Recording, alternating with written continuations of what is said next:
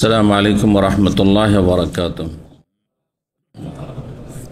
इन्नल हम्दुलिल्लाह नहमदुहु व नस्तईनुहु व नस्तगफिरुह व नऊज़ु बिल्लाहि मिन शुरूरि अनफुसिना व मिन सय्यिआति अमालिना मन यहदिहिल्लाहु फला मुदिल्ल लहु व मन युद्लिल फला हादिय लहु व अशहदु अन ला इलाहा इल्लल्लाहु वहदहु ला शरीका लहु व अशहदु अन्ना मुहम्मदन अब्दुहु व रसूलुहु सल्लल्लाहु तआला अलैहि व अला आलिहि व सहबिहि व सल्लम तस्लीमन कसीरा। अम्मा बाद फ़क़द क़ाल इमाम अल बुख़ारी रहमहुल्लाहु तआला बाबु हदीस ज़ैद इब्न अम्र इब्न नुफ़ैल रज़ियल्लाहु तआला अन्हु क़ाल हद्दसनी मुहम्मद इब्न अबी बकर क़ाल हद्दसना फ़ुज़ैल इब्न सुलैमान क़ाल हद्दसना मूसा इब्न उक़बा क़ाल हद्दसना सालिम इब्न अब्दुल्लाह अन अब्दुल्लाह बिन उमर रज़ियल्लाहु अन्हुमा अन्ना नबी सल्लल्लाहु अलैहि वसल्लम लक़िया ज़ैद इब्न अम्र इब्न नुफ़ैल बि अस्फ़ल बल्दह क़ब्ल यनज़िल अला नबी सल्लल्लाहु अलैहि वसल्लम वहयु फ़क़ुद्दिमत इला नबी सल्लल्लाहु अलैहि वसल्लम सुफ़रतुन फ़अबा अन याकुल मिन्हा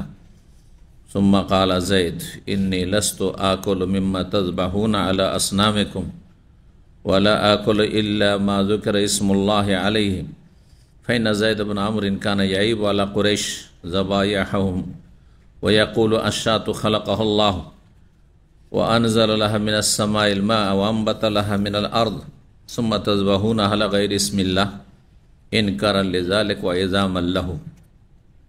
सम्मानित भातृमंडলী, আল্লাহ রাব্বুল আলামিনের প্রশংসা এবং প্রিয় নবী সাল্লাল্লাহু আলাইহি সাল্লামের উপর সালাত ও সালামের পর আজ জুমাবার 10 রজব 1446 হিজরি মোতাবেক 10 জানুয়ারি 2025 আমাদের ধারাবাহিক আলোচনা সহিহুল বুখারীর আনসারীদের ফজিলত সম্পর্কে পর্ব নম্বর 6। ইমাম বুখারী রাহিমাহুল্লাহর এই আনসারীদের ফাজাইল বা মর্যাদার পর্বের অধ্যায় নম্বর 24।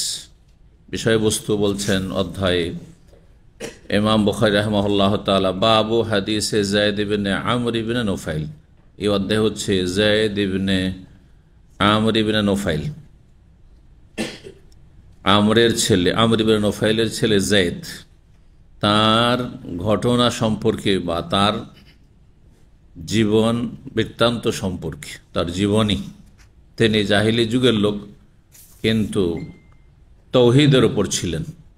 মক্কার কাফের মুশরিকরা অথবা মদিনার যারা পৌত্তলিক ছিল, যেমন তারা প্রতিমার পূজারী ছিল, তিনি প্রতিমার পূজা করতেন না, কারণ তিনি নির্ভেজাল দিন ইব্রাহিম আলাইহিস সালামের দিনে হানিফের অনুসারী ছিলেন। কাফেরদের মাঝে থেকেও, মুশরিকদের মাঝে বসবাস করেও তিনি তৌহিদের অনুসারী ছিলেন। ইসলামের পূর্বে তিনি ইন্তেকাল করেছেন, সুতরাং তিনি যেহেতু তখনকার তৌহিদের উপর ছিলেন, সুতরাং তিনি মুক্তি পাবেন আল্লাহর আযাব থেকে। তখনকার আল্লাহর কাছে যে স্বীকৃত ধর্ম ছিল ইব্রাহিম আলাইহিস সালামের দিন, তৌহিদের দিন, সেই দিনের অনুসারী ছিলেন। তো তার সম্পর্কে এখানে 2-3টি হাদিস এসেছে। 3826 নম্বর হাদিসে তার সম্পর্কে বর্ণনা করা হয়েছে। আব্দুল্লাহ বিন ওমর রাদিয়াল্লাহু তাআলা আনহু বর্ণনা করছেন যে আন্না নবী সাল্লাল্লাহু আলাইহি ওয়াসাল্লাম লাকিয়া যায়েদ ইবনে আমর ইবনে নুফাইল। নবী সাল্লাল্লাহু আলাইহি ওয়াসাল্লাম একবার যায়েদ বিন আমর ইবনে নুফাইল, আমর বিন নুফাইল, তার বাবার নাম ছিল আমর, দাদার নাম নুফাইল, আর তার নাম ছিল যায়েদ। তারই ছেলে হচ্ছেন সাঈদ ইবনে যায়েদ, সাঈদ ইবনে যায়েদ ইবনে আমর ইবনে নুফাইল। এই সাঈদ ইবনে যায়েদ রাদিয়াল্লাহু সাহাবী ছিলেন এবং 10 জন জান্নাতের সুসংবাদ প্রাপ্ত আশরে মুবাশশারা বিল জান্নাহ যে একটি হাদিসে রয়েছে তিরমিজির, তার একজন তিনি ছিলেন। তিনি ওমর রাদিয়াল্লাহু তাআলা আনহুর ভগ্নিপতি ছিলেন। ওমর রাদিয়াল্লাহু তাআলার বোন ফাতেমা রাদিয়াল্লাহু তাআলা আনহা, তার সাথে তার বিবাহ হয়েছিল এবং সে ইসলাম কবুলের যে ঘটনা ওমর রাদিয়াল্লাহু বর্ণনা করা হচ্ছে যে তিনি তার ভগ্নিপতি গিয়ে মারধর করলেন, বোনকে মারধর করলেন, এই ছিল সেই সাঈদ ইবনে যায়েদ, এই যায়েদের ছেলে সাঈদ। তাহলে এখন বুঝতে পারবেন যে যায়েদ ইবনে আমর কে ছিলেন। তো বলছেন যে নবী সাল্লাল্লাহু আলাইহি ওয়াসাল্লাম একবার সাক্ষাৎ করলেন, মানে তার সাক্ষাৎ হলো যায়েদ ইবনে আমর ইবনে নুফাইলের সাথে বে আসফালে বালদাহ। বালদাহ নামক মক্কার নিকটবর্তী একটি স্থানের নিম্ন দেশে মানে নিম্ন ভাগে নিচু এলাকা। মক্কা আপনারা জানেন যে উঁচু নিচু এলাকা, সমতল এলাকা নয়, চারিদিকে পাহাড় আর পাহাড়, আর পাহাড়ের নিচে কিছু জায়গা খুব নিচু আছে, কিছু জায়গা একটু উঁচু আছে, উঁচা নিচা এলাকা। তো মক্কার পাশে একটি জায়গা, তার নাম ছিল বালদাহ। সেটি মক্কা থেকে কাছে পশ্চিম দিকে অবস্থিত মক্কা থেকে। তো সেখানে সাক্ষাৎ হলো নবী সাল্লাল্লাহু আলাইহি ওয়াসাল্লামের এই যায়েদ ইবনে আমরের সাথে। কোন সময় সে সাক্ষাৎটি হয়েছিল? নবী হওয়ার আগে রাসূলুল্লাহ সাল্লাল্লাহু আলাইহি ওয়াসাল্লামের, কাবলা আন ইয়ানজিলা আলা নবী সাল্লাল্লাহু আলাইহি ওয়াসাল্লাম আল ওয়াহি, নবী সাল্লাল্লাহু আলাইহি ওয়াসাল্লামের প্রতি ওহী নাজিল হওয়ার পূর্বের ইতিহাস এটা। কত বছর বয়সে নবী হয়েছেন তিনি? ওহী নাজিল হয়েছে 40 বছর বয়সে। প্রথম ওহী নাজিল হয়েছে হেরা পাহাড়ের গুহায়। কোন সূরা? সূরা আলাকের প্রথম দিকের আয়াতগুলি, পুরো সূরা নয়। ইকরা বিসমি রাব্বিকাল আল্লাযী খালাক আর আল্লামাল ইনসানা মা লাম ইয়ালাম পর্যন্ত, জি 5টি আয়াত। আর তারপর দ্বিতীয় পর্বে নাজিল হয়েছে সূরা আল মুদ্দাসসির, ইয়া আইয়ুহাল মুদ্দাসসির কুম ফাআনজির ওয়া রাব্বাকা ফাকাব্বির ওয়া সিয়াবাকা ফাতাহির। দাওয়াতের নির্দেশ আল্লাহ দিয়েছেন দ্বিতীয় পর্বে গিয়ে। প্রথম পর্বে শুধু পাঠ করতে বলেছেন, শিখতে বলেছেন। দাওয়াত দিলে আগে তাহলে কি করতে হবে? পড়তে হবে, হ্যাঁ শিখতে হবে, জ্ঞান অর্জন করতে হবে। এটা প্রথম পর্ব ছিল কোরআনে কারীমের ওহীর আসমানি সিলেবাসের। দ্বিতীয় পর্বে তখন বলেছে ইয়া আইয়ুহাল মুদ্দাসসির, হে চাদর আবৃত কওম। এখন অসুস্থ আর মানসিক শারীরিক অসুস্থতায় থাকলে হবে না, আর উদ্বিগ্ন থাকলে হবে না। এখন সাহস করে হিম্মত করে কওম দাঁড়াও, জি ফাআনজির, এবং জাতিকে সতর্ক সাবধান করো জাহান্নামের রাস্তা থেকে। যে প্রতিমা পূজায় রয়েছে সোজা জাহান্নাম, এতে কোনো সন্দেহ নাই। শিরকের ধর্ম মানে জাহান্নাম। জি রব্বাকা ফাকাব্বির, এবং রবের বড়ত্ব মহত্ব ঘোষণা করা, তাওহীদ প্রতিষ্ঠা করা। সবচেয়ে বড়ত্ব মহত্ব ঘোষণা করা আল্লাহর হচ্ছে এক, আল্লাহর জন্য যাবতীয় ইবাদতকে সুনির্দিষ্ট করা। যদি আল্লাহর হকগুলি কাউকে ভাগ করে দেন বা আল্লাহর মতো কাউকে, মানে আল্লাহর কাছেও পাওয়া যায় আর খাজা বাবার কাছেও পাওয়া যায়, আল্লাহর কাছেও পাওয়া যায় আর বড় পীরও দিতে পারে। বরং নাউজুবিল্লাহ, এই পীর ভণ্ডদের ধর্মীয় বিশ্বাস সৌফিজমের, তাদের কিতাবগুলিতে এই কুফরি কথা আছে যে আল্লাহ আর বড় পীর একবার হাঁটছেন, শুনেছেন এই ঘটনা? আর তারপরে আল্লাহ রাব্বুল নাউজুবিল্লাহ কি হয়েছেন? হোঁচট খেয়ে পড়তে যাচ্ছেন, তখন কে সামলে নিয়েছে? নারিল্লাহ। কথাটি বলতে একটু ভয় লাগেনি? হিন্দুও তো বলতে ভয় পাবে, হয়তো ইহুদি খ্রিস্টানও বলতে ভয় পায়। আউযুবিল্লাহ, এটা আবার কোনো মুসলিমের জবান দিয়ে বের হয়? এত অধম এদের সম্পর্কে আল্লাহ বলেছে উলাইকা কাল আনআম, এরাই হচ্ছে চতুষ্পদ জন্তুর মতো, বাল্লুহুম আযাল, তার চাইতে অধম। কারণ চতুষ্পদ বিবেক নেই, জ্ঞান নেই, বুদ্ধি নেই, বুদ্ধিহীন, বাকশক্তি নেই। এদেরকে আল্লাহ সবই দিয়েছেন, কলব দিয়েছেন, হিতাহিত জ্ঞান দিয়েছেন, আকল দিয়েছেন, বিবেক দিয়েছেন, আর তারপর জ্ঞান অর্জনের শক্তি ক্ষমতা দিয়েছেন, ভালো মন্দের পার্থক্য করার মতো ক্ষমতা দিয়েছেন। তারপরে এই অবস্থা, বাক শক্তি দিয়েছেন, বহু নিয়ামত দিয়েছে যা অন্য প্রাণীকে আল্লাহ দেননি। তারপরও এইরকম অবস্থা, আল্লাহ হেফাজত করে এসব অনিষ্ট থেকে। এগুলো হচ্ছে দেশীয় ধর্ম, আর এদের সংখ্যা সবচেয়ে বেশি। এরাই আবার আজকালকার তৌহিদি জনতা, যারা সুফিজমে বিশ্বাসী। আমাদের দেশের তৌহিদ যা খেলতামাশা ফুটপাতে পাওয়া যাচ্ছে, সালাফি মানহাজও ফুটপাতে পাওয়া যাচ্ছে, সালাফি কনফারেন্স, জগা খিচড়ি সব সালাফি, জি ফুটপাতে পাওয়া যাচ্ছে। যেমন এখানে ফুটপাতে মিসওয়াক পাচ্ছেন, কথা বলছেন, ছিঁড়া ফাটা কাপড় পাচ্ছেন, সেকেন্ড হ্যান্ড পাচ্ছেন, ঠিক ওই রকম। আল্লাহ বোঝার তৌফিক দান করুন। বলছেন যে ওহী নাজেলের পূর্বেই দেখা হয়েছিল। ফাকুদ্দিমাত ইলান নবী সুফরাতুন, সেই জায়গায় কিছু লোকেরা ছিল যারা নবী সাল্লাল্লাহু আলাইহি সাল্লামের সামনে একটি দস্তরখান পেশ করলো, যাতে খাবার ছিল। সুফরা, আজকাল সুফরা শব্দটি ব্যবহার করছেন, কিন্তু সুফরা মানে শুধু দস্তরখান। আর একটি দস্তরখান মানে খাবার ভর্তি দস্তরখান, মানে শুধু খালি দস্তরখান নয়, কি যাতে খাবার থাকে। কোরআনে সেটিকে মায়েদা বলা হয়েছে। মায়েদা মানে দস্তরখান। সূরাতুল মায়েদা, একটি সূরার নাম হয়েছে সূরা আনজিল আলাইনা মায়েদাতাম মিনাস সামাই। ঈসা আলাইহিস সালাম দোয়া করেছিলেন, কারণ তার হাওয়ারীরা চেয়েছিল যে আকাশ থেকে আল্লাহ আমাদের জন্য খাবার আর পানীয় ভর্তি দস্তরখান নামিয়ে দিক। জি, দোয়া করেন আপনি, তো দোয়া করেছিলেন তিনি। মায়েদাতাম মিনাস সামাই তাকুলুনা ঈদান লিআউয়ালিনা ওয়া আখিরিনা ওয়া আয়াতুম মিনকা, এটি যেন মুজিজা হয়।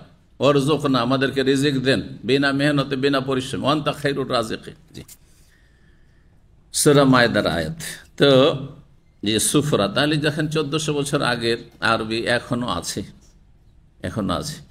আরবি ভাষার এইটি হচ্ছে একটি বৈশিষ্ট্য যেটি পৃথিবীর কোনো ভাষায় পাওয়া যায় না। পৃথিবীর প্রতিটি ভাষা, যত ভাষা আছে ইংরেজি থেকে শুরু করে সব ভাষা প্রতি 50 বছর পরে অনেকটা পরিবর্তন হয়ে যায়। প্রতি 50 বছর পরে যারা আগে 50 বছর আগে আপনার বাপদাদারা যে ভাষাগুলি বলতে এখন আপনারা বলেন না, অনেকগুলি একবারে পরিত্যক্ত হয়ে গেছে, আর অনেকগুলি হয়েছে গেয় ভাষা হয়ে গেছে। আপনার নিজেই বোঝাত এগুলো ভাষা, এইসব ভাষায় ব্যবহার করে নাকি, তাই না?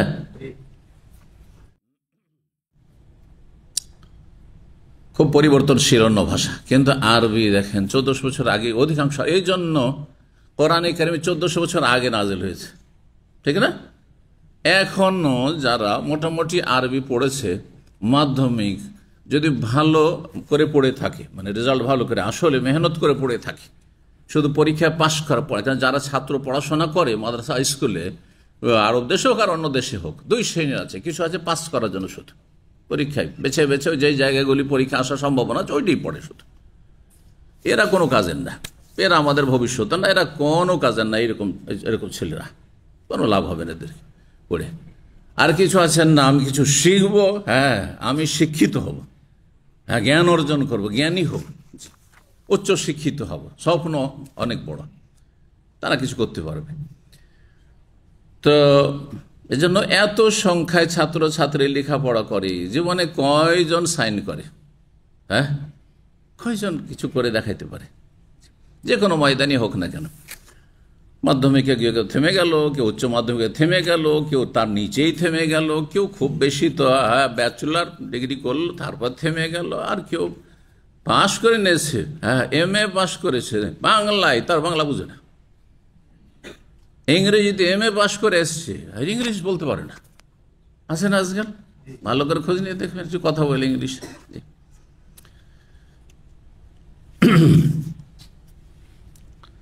আরবি মাদ্রাসায় দাওরা কেন ডবল দাওরা পাশ করেছে, কামেল টাইটেল, ডবল কামেল টাইটেল পাশ করেছে, আর তারপরে আরবি বলতে পারেন। এখানে আসার পরে কমি মাদ্রাসার মোল্লাগুলো সব আপনাদের মতো, আনাফিরু আন্তাফিরু, আনাফি আকেল আন্তাফি আকেল। আরবি হলো নাকি? আনাফি নম আন্তাফি নম, আনাফি সকল আন্তাফি রাতিব, শিল রাতিব, এগুলো আরবি? এগুলো আরবি না, এগুলি হচ্ছে কাজ চালাইতে হবে। মালিকরাকে কাজ নিতে হবে, আর আপনাকে কাজ করে ওর কাছ থেকে ন্যায্য অধিকার নিতে হবে। কোন আরবি না, এই আরবিকে কলঙ্কিত করেছে এই ভাষা। জি, আরবি ভাষাকে বরবাদ করেছে এই ভাষা। আল্লাহ হেদায়েত দান করুন। যারা এই ভাষা প্রচলন ঘটিয়েছে তারা কোনো ভালো কাজ করেনি। জি, হয় শুদ্ধ ভাষা বলতে হবে, দুটোই ভাষা, আর নয় মাতৃভাষা। মাতৃভাষা মানে আরবরা যেটা বলছে তাদের বাড়ি ঘরে ছেলে মেয়েদের, সেটা মাতৃভাষা, তাদের আঞ্চলিক ভাষা। আর এটা হচ্ছে শুদ্ধ ভাষা, কিতাবাদের ভাষা, সাহিত্যের ভাষা। তাহলে কিছু শিখতে পারবেন। যার ফলে এখানে 20-30 বছর অনেক রিয়াল নিয়ে গেছেন, কিন্তু কিছু শিখে যায়নি। আজকাল দেখছেন সোশ্যাল মিডিয়াতে আরবি, এটার আরবি এটা হাই, ফি মানে আছি, ফি মানে আছি নাকি? ফি হে, ফি আসলে ফি হে, তো ফি হে মানে আছি, আনাফি, এটা কোনো আরবি না, এগুলো মাফি, এগুলো আরবি না, এগুলো। যাক, শুদ্ধ আরবি শেখার চেষ্টা করেন, যেটা বলছি, যদি শেখার সময় থাকে। আর যদি বলেন যে কাজ চালাতে হবে আমাকে, আর এখানে আমার গরজ পুরা করতে হবে, আর আপনার মালিকও আপনার থেকে গরজ পুরা করতে হবে, এত সময় নেই যে ওকে লেবারকে আরবি শেখাও বসে বসে, বাস অবকাশ গোল, তাহলে লাকুম দীনুকুম ওয়ালিয়া দীন। জি, তো আল্লাহ হেদায়েত করুন। বলছিলাম কি সুফরা, সুফরা দেখেন শুদ্ধ আরবি। জি, আমাদের একজন ইংলিশ শিক্ষক ছিলেন, খুব মানে ইংলিশে খুব ভালো, জামিয়া সালিফে বেনারসে। তিনি বলতেন যে শেক্সপিয়ারের কবিতা এখনকার যারা ইংরেজিতে মাস্টার্স করেছে কি পিএইচডিও করেছে, যদি ডিকশনারি কনসাল্ট না করে উপায় না যে বুঝে, অসম্ভব। অথচ তার যুগ কত, 200 বছর, 150-200 বছর, এর বেশি না। তার মানে 150-200 বছর আগের ইংলিশ আজকাল আর ব্যবহার হয় না, ল্যাটিন ভাষা যারা আসো। কিন্তু আরবি ভাষা 1400 বছর আগের, আমরা বুঝছি, কোরআন ভাষা বুঝছি, দেশে পড়ে কোরআন ভাষা বুঝছি, আর তারপরে এখানে এসে আরো বেশি একটু শিখেছি। এই তো, এই নয় যে এখানে এসে আরবি শিখেছি এমনটা নয়। কোরআনের ভাষা 1400 বছর আগে, তারপরও ওই রকমই মোটামুটি আছে। কিছু সংযোজন হয়েছে, নতুন নতুন নিত্য নতুন কিছু আবিষ্কার হয়েছে, তখন কিছু নতুন আরবি এসেছে, তাতেও মডার্ন অ্যারাবিক আছে। কিন্তু কথা হচ্ছে যে পুরনো আরবি একেবারে উপেক্ষিত হয়ে যায়নি, হ্যাঁ, আর সেটা পরিত্যক্ত হয়ে যায়নি। জি, এ হচ্ছে আরবি ভাষার অলংকার বৈশিষ্ট্য, জি, যেটা অন্য কোনো ভাষায় পাবেন না আপনি। তো বলছিলাম এই সুফরা নিয়ে আসা হলো, মানে খাবার ভর্তি দস্তরখান নিয়ে আসা হলো। নবী সাল্লাল্লাহু আলাইহি ওয়াসাল্লাম খেতে চাইলেন না, অস্বীকার, না খাবো না। সুম্মা কালা যায়েদ, যায়েদ বললেন ইন্নী লাস্তু আকুল মিম্মা তাযবাহুনা আলা আসনামিকুম। তাই নবী সাল্লাল্লাহু আলাইহি ওয়াসাল্লাম আগে থেকে শিরক ঘৃণা করতেন, কারণ জানতেন যে এইসব গায়রুল্লাহর নামে হচ্ছে। কোনো দিন তিনি শিরকের আস্তানায় আর প্রতিমার কাছে আত্মীয় স্বজন যাচ্ছে, তিনি ওসব যেতেন না, ঘৃণা করতেন। প্রাকৃতিকভাবে আল্লাহ রাব্বুল তাকে পাক পবিত্র রেখেছেন।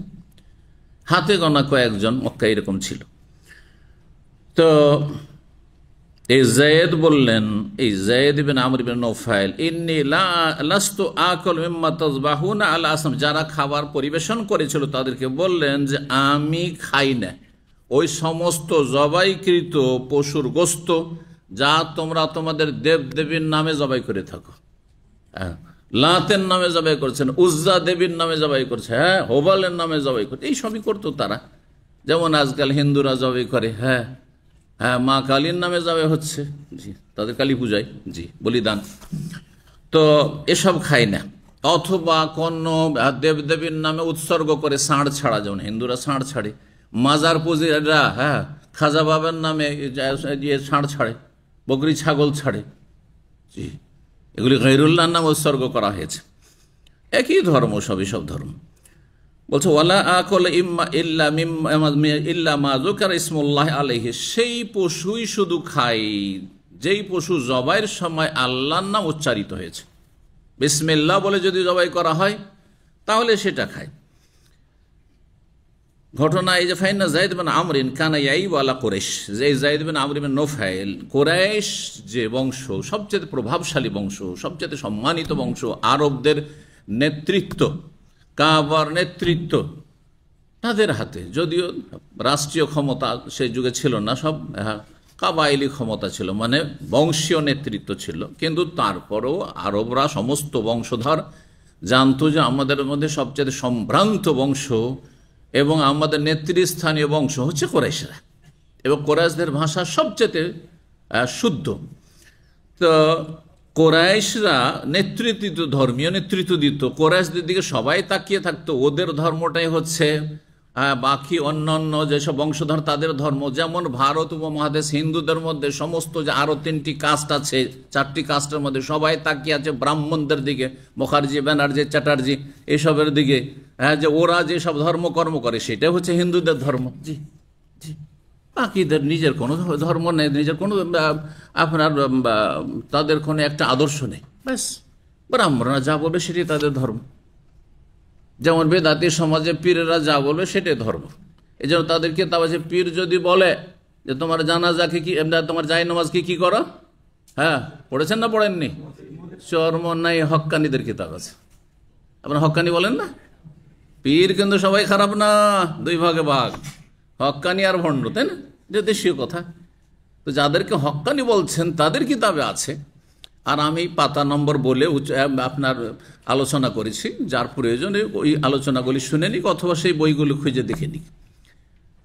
যে যদি পীর সাহেব তোমার বলে, পীরে কামেল, যে তোমার জায় নামাজটি মদে ডুবিয়ে নাও আর তারপরে তাতে নামাজ পড়ো, তাহলে কি কোনো আপত্তি করবেন না, তাতে কোনো আপত্তি করবেন না। এই জন্য তাদেরকে তবে আরো আছে, বলছে আল মুরিদ আমামা শেখে কাল মাইয়িত।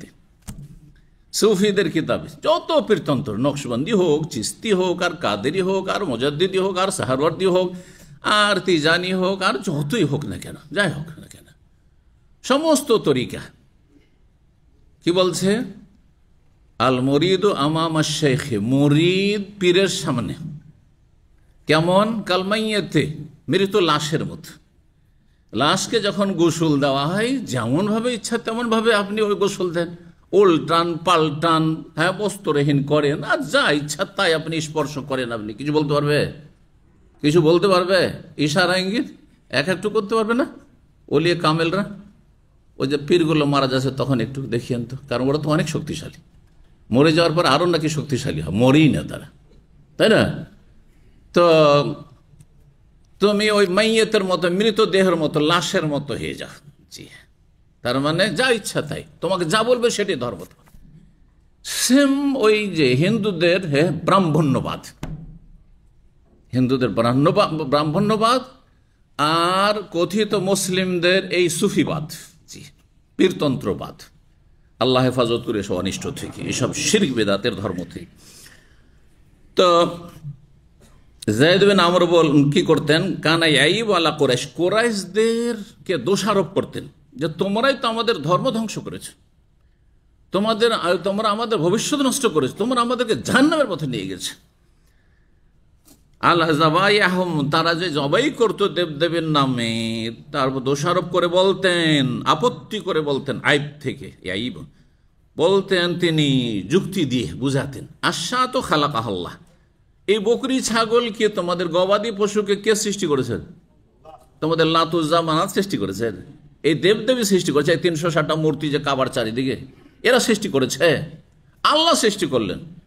রব দিলেন তোমাদেরকে গবাদি পশু, হ্যাঁ, তোমাদেরকে দিলেন ছাগল, তোমাদের উট, যেসব গৃহপালিত পশু যেগুলির গোস্ত খাওয়া হালাল, সেগুলি আল্লাহ দিলেন, আল্লাহ সৃষ্টি করলেন। ও আনজালাল্লাহ মিনাস সামাইল মা, এবং আকাশ থেকে আল্লাহ বৃষ্টি বর্ষণ করছেন এই গবাদি পশুকে পানি দেওয়ার জন্য, না হলে মরে যাবে গবাদি পশুগুলি। ও আম্বাতাল্লাহ মিনাল আরজে, আর জমিন থেকে, মাটি থেকে আল্লাহ লতা পাতা, ঘাস, তৃণাদি উৎপাদিত করেছেন, যাতে করে চারার ব্যবস্থা হয়। কার? এই ছাগলের বা গবাদি পশুর। সবই করলেন আল্লাহ, সৃষ্টি করলেন আল্লাহ, পানি দিলেন আল্লাহ, ঘাস দিলেন, তাদের চারা দিলেন, সব আল্লাহ, চারা পানি সব আল্লাহর পক্ষ থেকে। সুম্মা তাযবাহুনা আলা গায়রি ইসমিল্লাহ, তারপরে সেই পশুগুলিকে তোমরা আল্লাহ ছাড়া অন্যের নামে, দেবদেবীর নামে জবাই করছো। কেমন কথা হইল? সব দেন আল্লাহ, আর আপনি গিয়ে ধর্ণা দেন আপনি মাজারে ওরসে। হ্যাঁ, আউযুবিল্লাহ। ইনকারান লিযালিক, তিনি এটা প্রতিবাদ করতেন, প্রতিবাদ করতেন। ওয়া ইযাম আল্লাহ, এবং এটা বড় গুরুতর অপরাধ এই হিসাবে তিনি এটিকে আখ্যায়িত করতেন। আর কেউ কেউ ব্যাখ্যা করে এজাম আল্লাহ মানে আল্লাহর বড়ত্ব, মহত্ব, আজিম থেকে বা তাজিম থেকে, আল্লাহর বড়ত্ব মহত্ব প্রতিষ্ঠার জন্য তিনি সর্বাত্মক চেষ্টা চালাতেন, এবং তিনি মানুষকে সঠিক কথা বলতে থাকতেন যে তোমরা এইসব ভালো কাজ করছো না, চরম অন্যায় কাজ করছো, তোমরা সব দিচ্ছেন আল্লাহ, হ্যাঁ, নুন খাও আল্লাহর আর গুন গাও গায়রুল্লাহ, নিমক হারাম সব। এই জন্য মুশরিক বহুত্ববাদীরা সবচেয়ে বড় নিমক হারাম। আরে মানুষের কিছু নুন খেয়ে গুনগান না ওতেই লোকেরা নিমক হারাম বলছে। হ্যাঁ, মানুষ হয়তো আপনাকে কি দিয়েছে, হ্যাঁ, 2-4-10,000 রিয়াল আপনাকে কোনো সময় ধার দিয়েছে, কোনো সময় আপনাকে দান সাদকা দিয়ে দিয়েছে, কোনো সময় খুব বেশি তো আরও কিছু করেছে, আপনাকে কেউ মেয়ে দিয়েছে, তো আপনাকে কেউ আর কিছু দিয়েছে, হ্যাঁ, দুনিয়া দিয়েছে, সীমিত দুনিয়া 2-4টা জিনিস দিয়েছে হয়তো, বা 2-1টা জিনিস দিয়েছে, তাতে এত গুণগান, আমার ওপর তার এত অবদান আছে, তার শুকরিয়া আদায় করি, আর যদি না করেন তো আপনি নিমক হারাম হয়ে গেলেন, আর রবের সাথে শিরক করেছেন, রব সবই দিলেন মাথাতে পা পর্যন্ত। ওমা বিকুম মিন নি'মাতিন ফামিনাল্লাহ, তোমার কাছে যা আছে মাথা থেকে পর্যন্ত, তোমার চারপাশে যা আছে, অক্সিজেন এবং তোমার বেঁচে থাকার জন্য যেসব উপায় উপকরণ লাগে, মাধ্যম লাগে, সব কিছু কার? ফামিনাল্লাহ, আল্লাহ বলছেন আল্লাহর পক্ষ থেকে। ফান্না তুফাকুন, কোন দিকে উল্টো ফিরে যাচ্ছ পথভ্রষ্টরা? রবের দিকে ঝুঁকতে পারো না? যিনি দাতা তিনি ইবাদতের হকদার। 3827 নম্বর হাদিস। হাদিস বর্ণনা করছেন সালেম বিন আব্দুল্লাহ বিন ওমর। তিনি বলছেন ওয়ালা আলামু ইল্লা তাহাদ্দাস বিহান ইবনে ওমর। এই সালেম বিন আব্দুল্লাহ সম্পর্কে তার যে ছাত্র মুসা, তিনি মুসা বিন উকবা, আগের হাদিসে রয়েছে তার নাম মুসা বিন উকবা, তিনি প্রখ্যাত ইমাম ছিলেন। তিনি বলছেন আমি মনে করি নিশ্চিত যে তিনি এই হাদিসটি বর্ণনা করেছেন, ঘটনাটি ইবনে ওমর তার পিতা আব্দুল্লাহ বিন ওমর থেকে, কারণ অধিকাংশ বিষয়গুলি সালেম বিন আব্দুল্লাহ তার পিতার থেকে বর্ণনা করেছেন, কারণ তিনি তার প্রধান ওস্তাদ ছিলেন, বাবা এবং ওস্তাদ। আর বাবা যদি শিক্ষিত হয় তাহলে তিনি আসলে মূল ওস্তাদ কিন্তু আসলে। আন্না যায়েদ বিন আমর বিন নওফাল খারাজা ইলা শাম, এই ঘটনাটা কিভাবে তিনি তৌহিদের দিশা পেলেন। মক্কায় এইসব শিরক কুফরি নোংরামিতে থেকে আর সমস্ত পাপে ডুবেছিল জাতি, জীবন্ত মেয়েদেরকে, কন্যা সন্তানকে দাফন করত তারা, আর এই সব নোংরামের মাঝে তিনি তৌহিদ লা ইলাহা ইল্লাল্লাহ কিভাবে খুঁজে পেলেন, তিনি শিরক মুক্ত কি করে হলেন তিনি, আর খাঁটি দিনে ইব্রাহিমের দিকে কি করে তার প্রত্যাবর্তন হইল, এই প্রতিকূল অবস্থায় ঘটনা বর্ণনা করছেন। বলছেন যে যায়েদ বিন আমর বিন নওফাল একবার শাম দেশে গেলেন। তিনি চিন্তা করলেন যে আমাদের আরব দেশে মক্কা মদিনা এইসব হেজাজে তো তৌহিদের দিশা পেলাম না, সঠিক ধর্মের কোনো নলেজ পেলাম না, সব মূর্খ জাতি এরা, কারণ এরা উম্মি ছিল, নিরক্ষর। কিন্তু এদের চাইতে শিক্ষিত ছিল সামদেশের লোকেরা। সামদেশ বলতে আজকাল কয়টি দেশকে বোঝায়, অনেকবারই বলেছি, কিন্তু শাম, বৃহৎ শাম। আজকাল শামের নামে কোনো দেশ নাই, কিন্তু 4টি দেশের সমষ্টি হচ্ছে শাম। তার মধ্যে অনেকে মনে করে যে শাম শুধু সিরিয়া, না, সিরিয়া একটি, আর ফিলিস্তিন, প্যালেস্টাইন, লেবানন, আর জর্ডন, এই সবগুলি শাম। জি, আর তার মধ্যে সবচেয়ে মোবারক জায়গা হচ্ছে যেখানে বাইতুল মুকাদ্দাস রয়েছে, প্যালেস্টাইন। আল্লাহ তাকে স্বাধীন করা তৌফিক দান করুন এবং ইহুদিদেরকে আল্লাহ ধ্বংস করুক, ইহুদিদের অনিষ্ট থেকে আল্লাহর উপরে ইসলাম এবং মুসলিমদের হেফাজত করুক, মসজিদ আকসার আল্লাহ হেফাজত করুন, মুসলিমদেরকে ইসলামের দিকে ফিরে আসা তৌফিক দান করুন। তো সামদেশে গেলেন সঠিক ধর্মের তলাশি, আর গিয়ে জিজ্ঞেস করতে লাগলেন ইয়াস আলু আনিদ্দিন। সেখানে যেহেতু খ্রিস্টানদের সংখ্যা বেশি ছিল, তো খ্রিস্টানদের কাছে আহলি কিতাব যেহেতু তাদের কাছে তাওরাত ইনজিলের জ্ঞান আছে, তাদের যে পুরোহিত, যাদের পণ্ডিত, যে সব ধর্মগুরু, তাদের সাথে দেখা সাক্ষাৎ করতে লাগলেন একের পর এক, আর জিজ্ঞাসা করতে লাগলেন যে সঠিক ধর্ম আমি কোথায় পাবো। জিজ্ঞাসা করতে আনিদ্দিনে, আল্লাহ প্রদত্ত দিন সম্পর্কে, ওয়ায়াতবাহু, উদ্দেশ্য ছিল যে আমি সেই আল্লাহর নাজেলকৃত সহি শুদ্ধ বিশুদ্ধ ধর্মের আমি অনুসারী হব। ফালাকে আলেম মিনাল ইয়াহুদ, ইহুদিদের একজন পণ্ডিতকে পেলেন, আলেমকে পেলেন। ফাসা আলহান দিন, তাদের ধর্ম সম্পর্কে জিজ্ঞাসা করলেন যে আপনাদের ধর্ম সম্পর্কে একটু বলুন, আমি আপনাদের ধর্ম গ্রহণ করতে চাই, কারণ অন্তত আপনাদের ধর্মে প্রতিমা পূজা নেই, আমি প্রতিমা পূজা করতে চাই না। মাটি দিয়ে তৈরি করবো নিজের হাতে, পাথর দিয়ে, আর তারপরে তাকে সেজদা করবো, তার সামনে ঝুঁকবো, লুটিয়ে পড়বো, অসহায়তা প্রকাশ করবো, এটা হবে না। তো আমি ইহুদি ধর্ম গ্রহণ করতে চাই। ফাকালা, বললেন ইন্নিলা আলাইয়া আন আদিনা দীনাকুম, ইন্নিলা আলাইয়া আন আদিনা দীনাকুম, আমি বদ্ধপরিকর, আমি এই ক্ষেত্রে একেবারে দৃঢ় সংকল্প কি যে আন আদিনা দীনাকুম, আপনাদের ধর্ম আমি গ্রহণ করব, আন আদিনা দীনাকুম, আপনাদের ধর্ম আমি গ্রহণ করব। ফাআখবিরনি, সুতরাং আমাকে একটু বিস্তারিত জানান ইহুদি ধর্ম সম্পর্কে। ফাকালা, তখন সেই পণ্ডিত ভালো মানুষ ছিল। দেখেন আজকাল হিন্দুদের মধ্যে একটি গোষ্ঠী আছে যারা বলে আমরা সনাতন ধর্মের অনুসারী, এমনি সবাই বলে, কিন্তু যেমন আমাদের মাজার পূজারীরা বলে যে আমরা হচ্ছে সুন্নি মুসলমান, আমরা হচ্ছে আহলে সুন্নাত, বলছে না? তো এটা তো কথিত আহলে সুন্নাত, কিন্তু খাঁটি আহলে সুন্নাত অথবা তাদের মধ্যে কিছু বিজ্ঞ আছে বেদাতীদের মধ্যেও, যাদের মুখ দিয়ে কখনো কখনো সহি কথাও বেরিয়ে যায়, শুনতে পাচ্ছেন না মাঝে মধ্যে? জি, সবসময় পাবেন না, কিন্তু কখনো কখনো সহি কথা বেরিয়ে যাচ্ছে, অথবা তাদের মধ্য থেকে গোবরে পদ্ম ফুল কেউ বেরিয়ে যাচ্ছে। জি, তো এই ব্যক্তি, এই যে পণ্ডিত ছিল, সে সহি কথা, ও চিন্তা করলো না যে সে ইহুদি হয়ে যাক, আমাদের সংখ্যা বাড়বে। সে ভাবলো যে লোকটা যখন এত দূর থেকে এসেছে সঠিক ধর্মের তলাশে, তো তাকে আমি সঠিক গাইড করি। সে বলল যে দেখো, লা তাকুনু আলা দীনে না, আমাদের ধর্ম তুমি গ্রহণ করিও না, ইহুদি ধর্ম তুমি গ্রহণ করিও না। যদি ধর্ম গ্রহণ করো তাহলে কি হবে? হাত্তা তাখুযা বিনাসিবিকা মিন গাযাবিল্লাহ, তাহলে তোমার আল্লাহর গজবের যে অংশ রয়েছে, আল্লাহর ক্রোধের, ওটা নিতে হবে।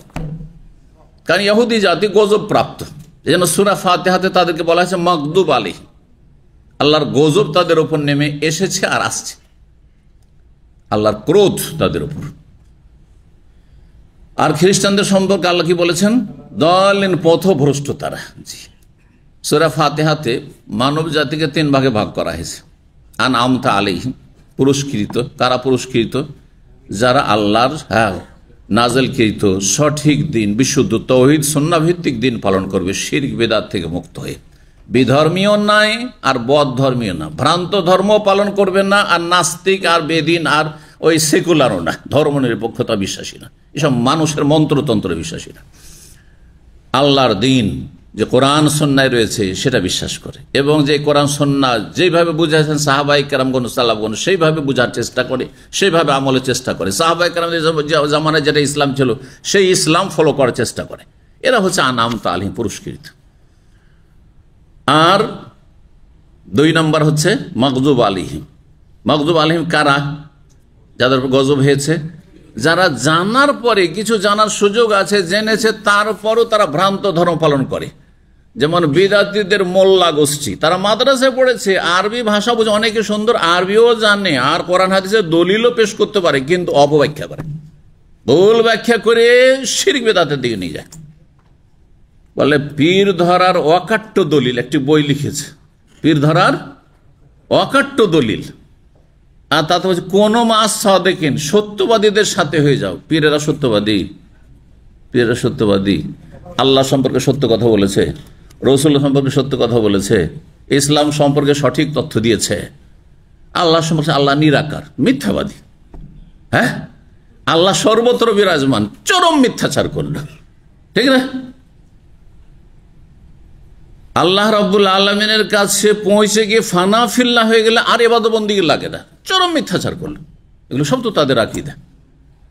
রসুল সম্পর্কে, রসুল আলেমুল গায়ব, রসুল হাজির নাজির, আর রসুলের ছায়া ছিল না, রসুলের এই সেই, আর সব মিথ্যা কথা, সব মিথ্যা কথা।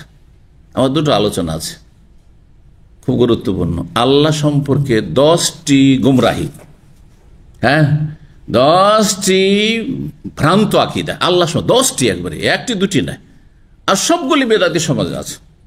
আমাদের দেশের প্রেক্ষাপটে এই আলোচনাটি, এই সম্ভবত এই গিজাজের যে জামে মসজিদ, আগে মসজিদে যে মাসিক প্রোগ্রামগুলি হয়তো সেগুলোতে আলোচনা করেছিলাম, আজকে থেকে 6-7 বছর আগে, করোনার আগে। আর একটি হচ্ছে রসুল সম্পর্কে 10টি ভ্রান্ত আকীদা। এই সবগুলি ভ্রান্ত আকীদা আছে। তাহলে আল্লাহ সম্পর্কে, রসুল সম্পর্কে, দিন সম্পর্কে ভ্রান্ত কথা তাদের। তাহলে তারা কি করে সত্যবাদী হলো? সত্যবাদী হচ্ছেন, সত্যবাদীদের ইমাম হচ্ছেন রাসূলুল্লাহ সাল্লাল্লাহু আলাইহি ওয়াসাল্লাম, সত্যবাদী হচ্ছেন সাহাবায়ে কেরামগণ, সত্যবাদী হচ্ছেন তাবেঈন, তাবেঈন, কারণ সত্য দিনের উপর তারা ছিলেন। সত্যবাদী শুধু একজন ইমাম নয়, 4 জন, আবু হানিফা, শাফি, মালিক, আমরা 4 জনই। তুই একজনকে মানবেন, বাকি 3 জনকে ছেড়ে দেবেন, তো কি করে সত্যবাদীদের সাথে? আল্লাহ বলছেন একজন সত্যবাদীকে ধরে না বলেছেন না, কোন মাস সাদেকিন, বহু বচন, সাদেকের বহু বচন হচ্ছে সাদেকিন, তাহলে 4 জনের সাথে থাকতে হবে। আমরা 4 জনের সাথে আছি, এ বুঝতে পেরেছেন? ইসলামকে বোঝার চেষ্টা করি।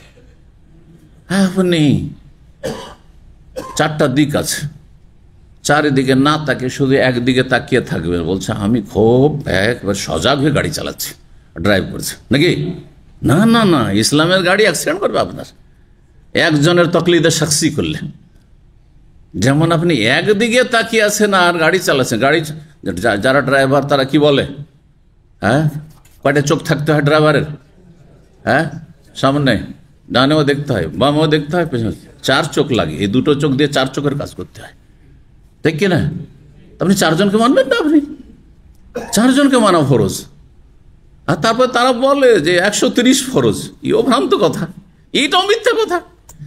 আচ্ছা, 130 ফরজ, তার মধ্যে 4 মযহাব 4 ফরজ, 4 মযহাব 4 ফরজ, তো 4টা পালন করতে হলে 1টা করলেই হবে।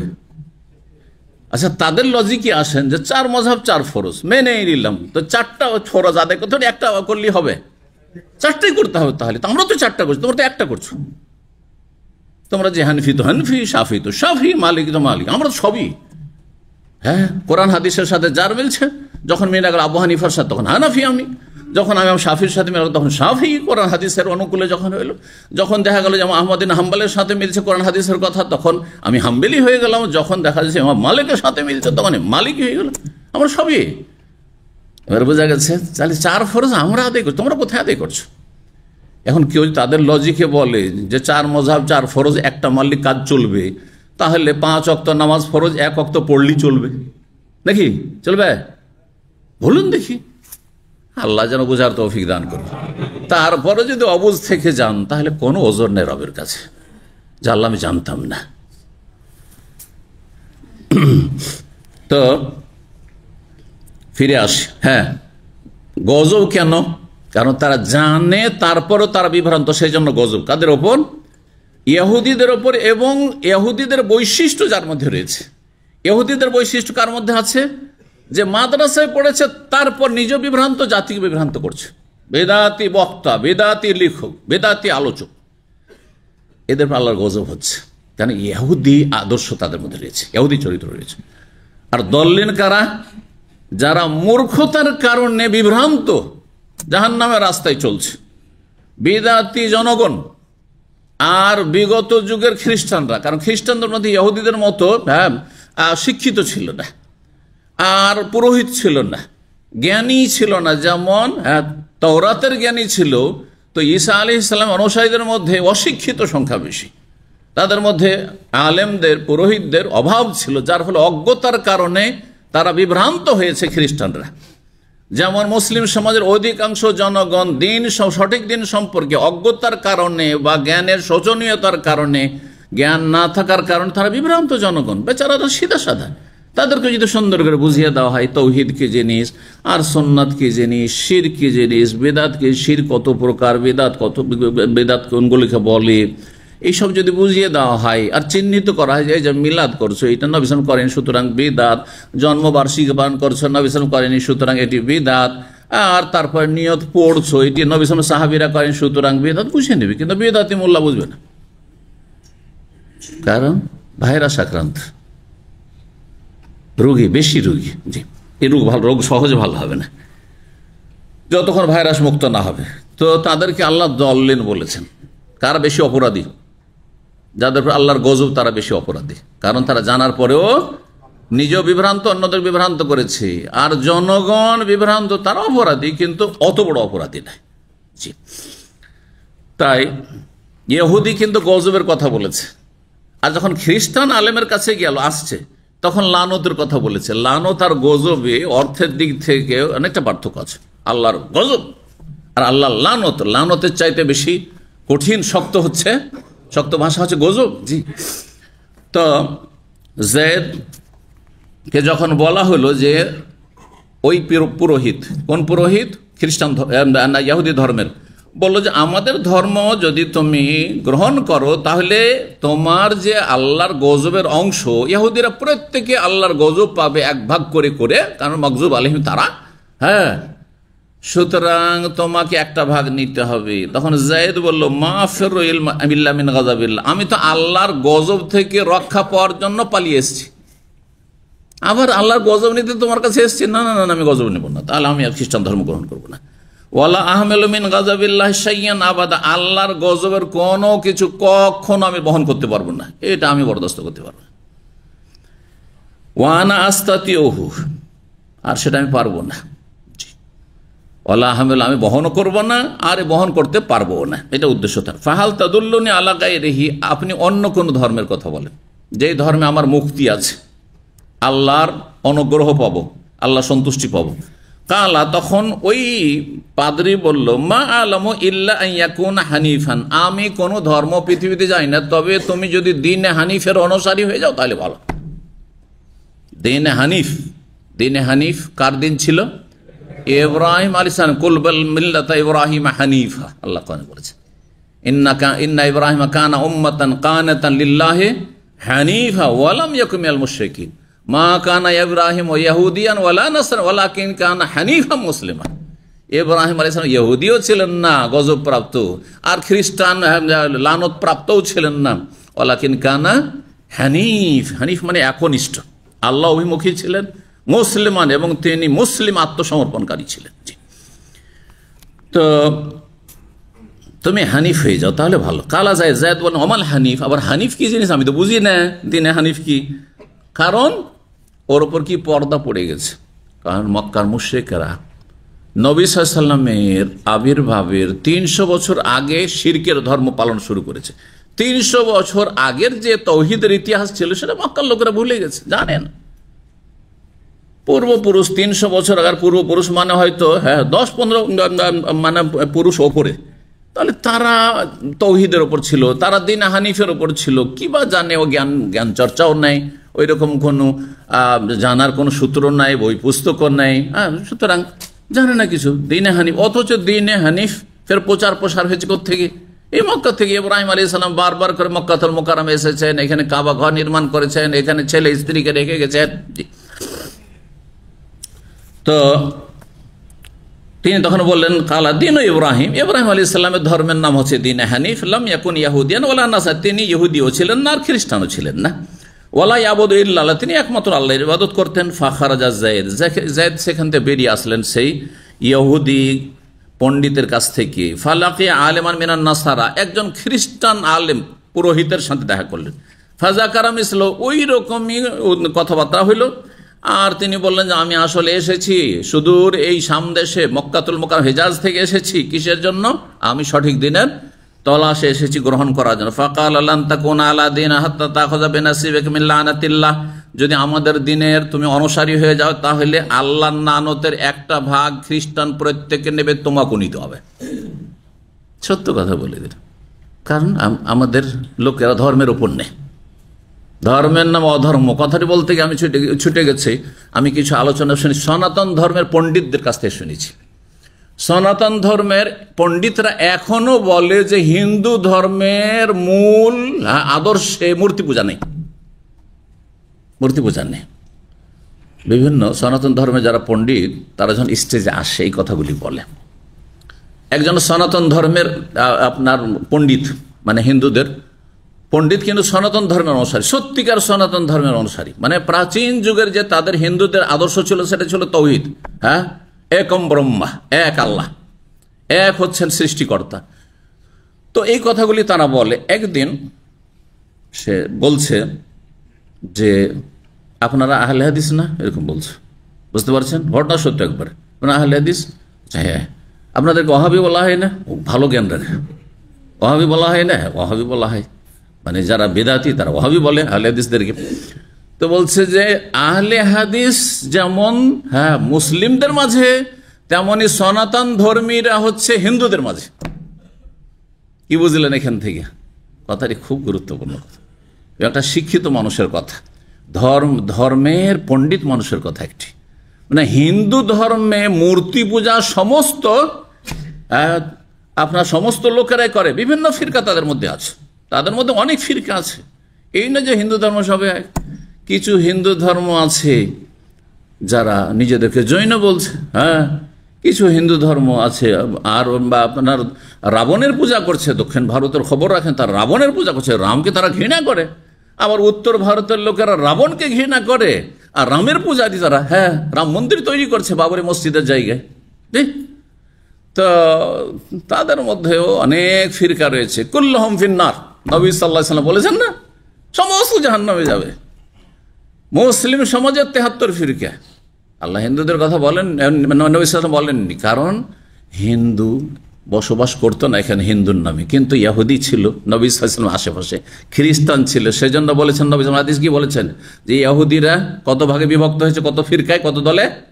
71 ইহুদিরা, আর খ্রিস্টান 72, আর আমার উম্মত 73 ভাগ হবে, সবগুলি জাহান্নামে যাবে। নবী সাল্লাল্লাহু আলাইহি ওয়াসাল্লাম বলেছেন আমার উম্মতের জাহান্নামে যাওয়া মানে চিরকাল ঢুকিয়ে দিবেন না। আবার আমাদের কিছু ওয়াইজ আছে, বক্তা আছে আলের সমাজে, অল্প বিদ্যা ভয়ঙ্করী, এমন জাহান্নামে ঢুকিয়ে দেবে মনে করে যে আর বের হবে না। আরে যারা জাহান্নামে যে তারা দুই ক্যাটাগরির আছে, কিছু স্থায়ী জাহান্নামী যারা একবার ইসলাম নষ্ট করে যায়, বড় শিরিক করে, আর কিছু বিভিন্ন বিদআত করে গেছে কিন্তু বড় শিরিক করেনি, তারা অস্থায়ী জাহান্নামী। জাহান্নাম তাদের শাস্তি। এই 73 ফিরকার সবগুলি স্থায়ী জাহান্নামী, এটাও ভুল, আর সবগুলি অস্থায়ী, তাও ভুল। আর মুসলিম সমাজে যারা মুসলিম বলে দাবি করছে তাদের মধ্যে যারা জাহান্নামী তারা দুই শ্রেণীর আছে। একেবারে ইসলাম নষ্ট করেছে, মাজারে সেজদা করেছে, মাজারে ছেলে সন্তান চেয়েছে, মাজারে গিয়ে গায়রুল্লাহর কাছে রোগের আরোগ্য তলব করেছে। তাদের এই এতেকাদ যে আল্লাহর জমিনকে, পৃথিবীকে 4 গৌস কুতুবে ধরে আছে, যদি এরা ধরে না থাকতো তো আল্লাহ উল্টে পাল্টে ধ্বংস করে দিত। তাহলে বড় শিরক কুফরিতে আছে। এই অবস্থায় মারা গেলে চিরকালে জাহান্নামী, এতে কোনো সন্দেহ নেই। কিন্তু যারা মিলাদ করেছে, হ্যাঁ কিয়াম করেছে, কিন্তু বড় শিরকি আকীদা রাখে না, নিয়ত পড়েছে, সম্মিলিত মোনাজাত করেছে, এরকম বহু বিষয় রাত করেছে, হালুয়া রুটি করেছে, আর মরার নামে খাবার ভোজ ভাজ করেছে, তারা বিদআতি, কিন্তু তারা ইসলাম থেকে বেরিয়ে যায়নি। পাপিষ্ট তারা, গোমরাহ পথভ্রষ্ট, তারা অস্থায়ী জাহান্নামী।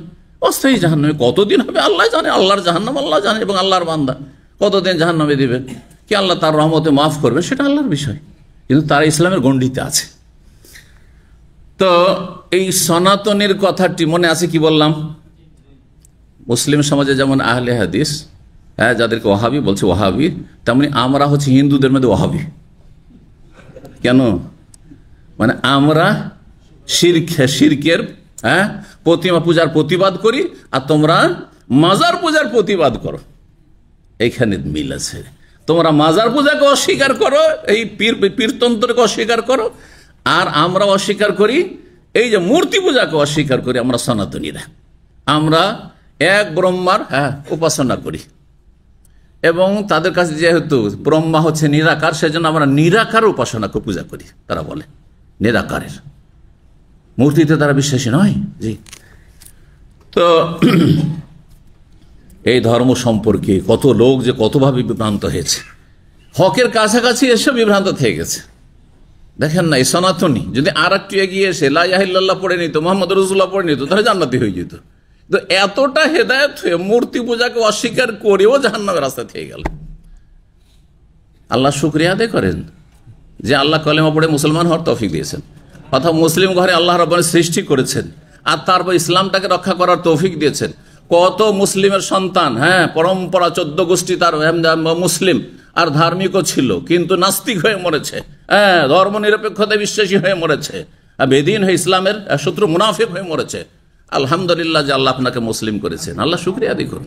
আলহামদুলিল্লাহিল্লাযী হাদানা লিহাযা ওয়া মা কুন্না লিনাহতাদিয়া, আমার কোনো ক্ষমতা ছিল না, লাউলা আন হাদানাল্লাহ, যদি আল্লাহ হিদায়াত নসিব না করতেন। আল্লাহ শুকরিয়া আদায় করুন। জি, তো কিভাবে কত কষ্ট করে সঠিক ধর্ম তলাশ করছেন যায়েদ। বলছেন যে যায়েদ সেখান থেকে একজন খ্রিস্টান জ্ঞানী পণ্ডিতের কাছে গেলেন, আর তার সাথে আলোচনা করলেন। তখন তিনি বললেন যে দেখো, তুমি যদি খ্রিস্টান হতে চাও, যেটা আগ্রহ প্রকাশ করছো, তাহলে একটা ভাগ আল্লাহর অভিশাপ লানত নিতে হবে। কালা, তখন যায়েদ বলেন মা আফিরু ইল্লা মিন লানাতিল্লাহ, আমি তো পালিয়ে এসেছি আল্লাহর লানত থেকে, যে আমি এই মূর্তি পূজা করব না, আল্লাহর না লানত আর অভিশাপ নেব না। আর আমি যদি আপনাদের ধর্ম গ্রহণ করেও যদি লানত নিতে হয়, তো এই ধর্ম গ্রহণ করে লাভটাই কি? তাহলে আমি নেব না, আমি গ্রহণ করব না। ওয়ালা আহমেলু মিন লানাতিল্লাহ ওয়ালা মিন গাযাবি শাইআন আবাদা ওয়া নাস্তাতি, আর আমি যথাসাধ্য আল্লাহর লানত আমি নেব না, নিতেও রাজি না, আর এটা আমি বহন করতেও পারবো না, আর যতদিন পর্যন্ত আমি আছি যথাসাধ্য বাঁচার চেষ্টা করব। ফাহাল তাদুল্লুনি আলা গায়রিহি, এছাড়া অন্য কোন ধর্মের আপনি আমাকে সন্ধান দিতে পারবেন? কালা, একই কথা, যেই কথা ইহুদি পণ্ডিত বলেছে সেই কথা কে বলছে? খ্রিস্টান পণ্ডিত বলছে। দেখেন, যারা সঠিক ধর্ম, আসমানি ধর্ম সম্পর্কে সঠিক জ্ঞান রাখে, তাদের কথাগুলি এসে একটা জায়গায় সবার এক জায়গায় মিলে যাবে। এজন্য সমস্ত নবীদের দাওয়াত এক জায়গায় মিলে যাবে। মৌলিক বিষয়গুলি আদম আলাইহিস সালাম, নূহ আলাইহিস সালাম, ইব্রাহিম, মূসা, ঈসা, যুগে যুগে যত নবী রাসূল, হুদ, সালেহ, যেই শিক্ষা তারা দিয়েছেন, মা লাকুম মিন ইলাহিন গায়রু, আল্লাহ ছাড়া তোমাদের কোনো সত্য মাবুদ নেই, উপাস্য নেই, ওই কথাই শিক্ষা দিয়েছেন মোহাম্মদ রাসূলুল্লাহ সাল্লাল্লাহু আলাইহি ওয়াসাল্লাম, মুসা সাই, সবাই, তাই না? এক জায়গায় মিলে যাবে, কারণ হক সত্য একটি হয় আর মিথ্যা অনেক হয়। বুঝেন না? বুঝেন না? অঙ্ক 2 2 4 এটা হচ্ছে সত্য, তাই না? ঠিক। আর 2 2 যদি 3 বলেন হবে, 5 বলেন, 2 2 1, যত বলতে থাকেন সব ভুল, সবগুলি ভুল। ঠিক ওই রকমই দ্বীনে ইসলাম, দ্বীনে হক। দ্বীনে হক হচ্ছে একটি, আল হাক্কু লা ইয়াতাআদ্দাদু। এই জন্য ওলামারা বলেছেন হক সত্য একাধিক হয় না। আপনি ইসলামী সেন্টারে এই সময় বসে আছেন, এটি হচ্ছে সত্য, আর আপনার সম্পর্কে এছাড়া যত তথ্য দেওয়া হবে যে এতটা বেলা এতটার সময় জুমার পরে, কেউ বলছে আমি শিকতে দেখেছি, কেউ বলছে তাকে মক্কায় দেখেছি, কেউ বলছে মদিনায় দেখেছি, কেউ বলছে আমি বাংলাদেশে দেখেছি, সব মিথ্যা, তাই না? হ্যাঁ, ঠিক ওই রকম বাতিল অনেক হতে পারে। এই জন্য বাতিল ধর্ম মন্ত্রতন্ত্র অনেক আছে, কিন্তু হক শুধু একটি, ইন্না দীনা ইনদাল্লাহিল ইসলাম, সেটি হচ্ছে ইসলাম। লা ইলাহা ইল্লাল্লাহ মুহাম্মাদুর রাসূলুল্লাহ, শাহাদাত। আল্লাহ তৌফিক দান করেন। তো বলছেন যে আমি নিতে পারবো না অন্য কোনো ধর্ম, বলেন কালামা আলম ইল্লা ইয়াকুন হানিফান, তাহলে আমি যতটা জানি যে তুমি হানিফ হয়ে যাও, দ্বীনে হানিফের অনুসারী হয়ে যাও। তাহলে অমাল হানিফ, হানিফ আবার কি জিনিস? কালে দিন ইব্রাহিম, ইব্রাহিম আলাইহিস সালামের ধর্ম। লাম ইয়াকুন ইয়াহুদিয়ান ওয়ালা নাসারা, তিনি ইহুদি খ্রিস্টান কিছুই ছিলেন না। ওয়ালা ইয়াবুদু ইল্লাল্লাহ, তিনি একমাত্র আল্লাহর ইবাদত করতেন। ফালাম্মা রাআ যায়েদুন কাওলাহুম ফি ইব্রাহিম আলাইহিস সালাম, যখন যায়েদ ইবনে আমর ইবনে নুফাইল শুনলেন এই কথাগুলি, যে দুই আলেমের, দুই পণ্ডিতের কথা একই রকম, অথচ দুইজন দুই ধর্ম অবলম্বী আর দুই ধর্মের পণ্ডিত, হ্যাঁ, তাদের মধ্যে কোনো ভিন্নতা নেই। ইহুদি পণ্ডিতও বলল যে দিন ইব্রাহিম গ্রহণ করো, আর এই খ্রিস্টান পণ্ডিতও বলছে যে তুমি দিন হানিফ গ্রহণ করো। এই কথা শোনার পরে আর ইব্রাহিম আলাইহিস সালাম সম্পর্কে তাদের পজিটিভ মন্তব্য বা পরামর্শ শোনার পরে খারাজা, সেখান থেকে বেরিয়ে চলে আসলেন সামদেশ থেকে। ফালাম্মা বারাজা, সেখান থেকে বেরিয়ে যখন মক্কার উদ্দেশ্যে রওনা দিলেন, রাফায়া, 2 হাত উঠিয়ে আল্লাহর কাছে দোয়া করছেন আর বলছেন ওয়াদ আল্লাহুম্মা, হে আল্লাহ, ইন্নী উশহিদুকা, তোমাকে আমি সাক্ষী রাখছি, আন্নী আলা দীনে ইব্রাহিম, আমি ইব্রাহিম আলাইহিস সালামের ধর্মের অনুসারী। এই নবী সাল্লাল্লাহু আলাইহি সাল্লাম এইরকম কিছু মানুষ যাদের সম্পর্কে সুসংবাদ দিয়েছেন যে তারা জান্নাতি, যদিও তারা ইসলামের যুগ পায়নি, কোরআনের যুগ পায়নি, তবু তারা জান্নাতি। জি, 3828 নম্বর হাদিস। ইমাম লাইস বলছেন কাতাবা ইলাই হেশাম, আমাকে লিখে পাঠিয়েছেন হেশাম বিন উরওয়া, তার পিতা উরওয়া বিন জুবাইর থেকে, আর তিনি তার খালা আসমা বিনত আবু বকর থেকে বর্ণনা করেছেন রাদিয়াল্লাহু আনহুমা। কালাত, আসমা বলেন, রাআইতু যায়েদ বিন আমর ইবনে নুফাইল কায়মান মুসনাদান যাহরা ইলাল কাবা, আমি দেখেছি। কে বলছেন? আবু বকর সিদ্দিক রাদিয়াল্লাহু তাআলা আনহুর বড় মেয়ে আসমা বলছেন, আমি যায়েদ ইবনে আমর ইবনে নুফাইলকে ছোটকালে দেখেছি, বাল্য জীবনে। তিনি দাঁড়িয়ে হেলান দিয়েছিলেন, হ্যাঁ, পিঠটা লাগিয়েছিলেন, হেলান দিয়েছিলেন কাবা ঘরে, আর তিনি বলছিলেন কুরাইশ লোকদেরকে, কুরাইশ বংশের লোকদের, ইয়া মাশারা কুরাইশ, হে কুরাইশ বংশের লোকেরা, ওয়াল্লাহি, আল্লাহর কসম করে বলছে, মা মিনকুম আলা দীন ইব্রাহিম গায়রি, আমার ছাড়া তোমাদের মধ্যে একজন ইব্রাহিম আলাইহিস সালামের ধর্মের অনুসারী নয়, তোমরা সব মিথ্যুক। আচ্ছা, মক্কার লোকেরা কি বলতো? তারা কোন ধর্মের অনুসারী বলতো নিজেদেরকে? তারা কি বলতো? হিন্দুদের, যেমন হিন্দুরাকে যদি জিজ্ঞাসা করো তোমরা কোন ধর্মের অনুসারী, মানে কোন নবীর অনুসারী, তো নবীর নাম জানে? তাদের কোন নবী আছে? না, জানে না, কারণ তারা কোন নবীর অনুসারী নয়। তারা পরম্পরা বাপ দাদা থেকে প্রতিমা পূজা করতে করতে প্রতিমার সংখ্যা, পুতুলের সংখ্যা আর এই মূর্তি বাড়তে থেকেছে, যেমন মক্কায় বাড়তে থেকেছে। কিন্তু মক্কার মুশরিক পৌত্তলিকদের মাঝে আর হিন্দু পৌত্তলিকের মাঝে পার্থক্য হচ্ছে যে মক্কার পৌত্তলিকরা দাবি করত যে আমরা এই প্রতিমা পূজা যে করছি সেটা ইব্রাহিম আলাইহিস সালামের ধর্ম। কত বড় মিথ্যুকেরা! কি বলতো? ইব্রাহিম আলাইহিস সালামের ধর্ম আমরা পালন করছি, যেমন ঠিক একেবারে সেম, যেমন মাজার পূজারীরাকে যদি জিজ্ঞাসা করেন আপনার কোন নবীর অনুসারী, তো কি বলবে? আমরা আশিকে রসুল মোহাম্মদ রসুল্লাহর অনুসারী, বলবে না? নবী মোহাম্মদ সাল্লাল্লাহু আলাইহি ওয়াসাল্লামের উম্মত। কথা সত্য? কোথায়? আরে নবী তৌহিদ নিয়ে এসেছেন, নবী সুন্নত না। নবী বলেছেন কোন জায়গায় পাকা কবর, উঁচা কবর যদি থাকে তাহলে কি করো? একেবারে সমতল করে দাও। আর তোমাদের এই পাকা কবর কেউ যদি ভাঙতে যায় তাহলে এত বড় মিছিল বের করবে ভারত, বাংলাদেশ, পাকিস্তানে, যে এই সব দেশের ইতিহাসে এত বড় মিছিল কোনোদিন বেরোয়নি। কথা বুঝতে পারছেন না? এবং কবর রক্ষা করে জান্নাতে যাওয়ার আশা রাখবে। এই মাজার যেটা শিরকের আস্থান না, কবর শুধু নয়, এই মাজারগুলি যেগুলি শিরকের আস্থানায় পরিণত হয়েছে, সেগুলো রক্ষা করে জান্নাতে যাওয়ার আশা রাখছ, যেটা অসম্ভব কথা। আল্লাহ বুঝার তৌফিক দান করুন। যেমন মুসলিম সমাজের যারা মাজার পূজারী, তারা মুহাম্মদ সাল্লাল্লাহু আলাইহি ওয়াসাল্লামের উম্মত হওয়ার দাবিদার, তেমনি মক্কার কাফের মুশরিকেরা প্রতিমা পূজা করেও 360টা কাবার চারিদিকে মূর্তি রেখেও ইব্রাহিম আলাইহিস সালামের উম্মত হওয়ার দাবিদার ছিল। এই জন্য আল্লাহ কোরআনে বেশ কিছু আয়াতে এই বিষয়ের খণ্ডন করেছেন, যে মা কানা ইব্রাহিম ইয়াহুদিয়ান ওয়ালা নাসরানিয়ান। ইব্রাহিম আলাইহিস সালাম ইহুদি, ইহুদিরা তুমি কথা বলিও না যে ইব্রাহিম ইহুদি ছিল। খ্রিস্টানরা ওরা বলতেন না না না, আমাদের মুরব্বী হচ্ছেন ইব্রাহিম। দেখেন ইব্রাহিম আলাইহিস সালাম এমন একজন নবী, এই বৈশিষ্ট্য কিন্তু ইব্রাহিম আলাইহিস সালামের। ইব্রাহিম আলাইহিস সালাম এত শ্রদ্ধাভাজন নবী আম্বিয়াদের মধ্যে, যে বর্তমান যুগে বিশ্বে যে ধর্ম অবলম্বী রয়েছে আসমানি কিতাবের অনুসারী ধর্ম, যদিও কিতাবগুলি বিকৃত এবং রহিতকৃত, সবার কাছে শ্রদ্ধা ভাজন ইব্রাহিম আলাইহিস সালাম। ইহুদিরাও ইব্রাহিম আলাইহিস সালামের দোহাই দেয় যে আমাদের পূর্বপুরুষ ইব্রাহিম। খ্রিস্টানরাও ইব্রাহিম আলাইহিস সালামের দোহাই দেয়। এই জন্য দেখেন খ্রিস্টান ইহুদিদের মধ্যে আব্রাহাম নাম অনেক আছে। আব্রাহাম এই যে গণতন্ত্রের প্রবক্তা, যে থিওরি পেশ করেছে, আর যেটা সবাই পানির মতো ঢকঢক করে মুসলিমরাও গিলে ফেলেছে, তো এটা কে দিয়েছে আপনাদেরকে? আব্রাহাম লিঙ্কন ইহুদি দিয়েছে। কথা বুঝতে পারছেন তো? কথা হচ্ছে যে ইব্রাহিম আলাইহিস সালাম তাদের কাছে শ্রদ্ধাভাজন, মুখে শ্রদ্ধাভাজন, কিন্তু ইব্রাহিমের আদর্শ থেকে তারা অনেক দূরে চলে গেছে। আল্লাহ বলছেন ইব্রাহিম ইহুদিও ছিলেন না, খ্রিস্টানও ছিলেন, ওয়ালাকিন কানা হানিফ, ছিলেন কি হানিফান, একনিষ্ঠ মুসলিমান, তিনি মুসলিম ছিলেন। ওয়ামা কানা মিনাল মুশরিকিন, মক্কার কাফেরও ইব্রাহিম আলাইহিস সালাম এইসব প্রতিমা পূজা করেছেন। আরে মৃত্যু করে আল্লাহ বলছেন ওমা কানা মিনাল মুশরিকিন, ইব্রাহিম মুশরিক ছিলেন না। সূরা নাহলের শেষ দিকে পড়ে নেবে, ইন্না ইব্রাহিমা কানা উম্মাতান কানিতান লিল্লাহি হানিফা ওয়া লাম ইয়াকু মিনাল মুশরিকিন, মুশরিক ছিলেন না তিনি। বারবার করে আল্লাহ খণ্ডন করেছেন এই মিথ্যুকরা, মক্কার কাফেররা, মুশরিকরা, পত্তলিকরা। তোমরা বলছি ইব্রাহিম আলাইহিস সালাম মূর্তি পূজারী ছিলেন, ওয়া লাম ইয়াকু মিনাল মুশরিকিন, তিনি মুশরিক ছিলেন না, তিনি পত্তলিক ছিলেন না, তিনি হানিফ ছিলেন, মুসলিম ছিলেন তিনি। তোমরা মুসলিম হও।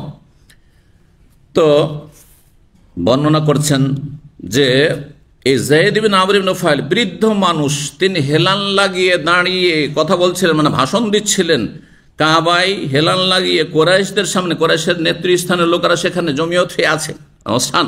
ওয়াল্লাহি, আল্লাহর কসম করেছে, মা মিনকুম আলা দীন ইব্রাহিম গায়র, আমার ছাড়া তোমাদের মধ্যে একটিও লোক ইব্রাহিম আলাইহিস সালামের ধর্মের অনুসারী নেই।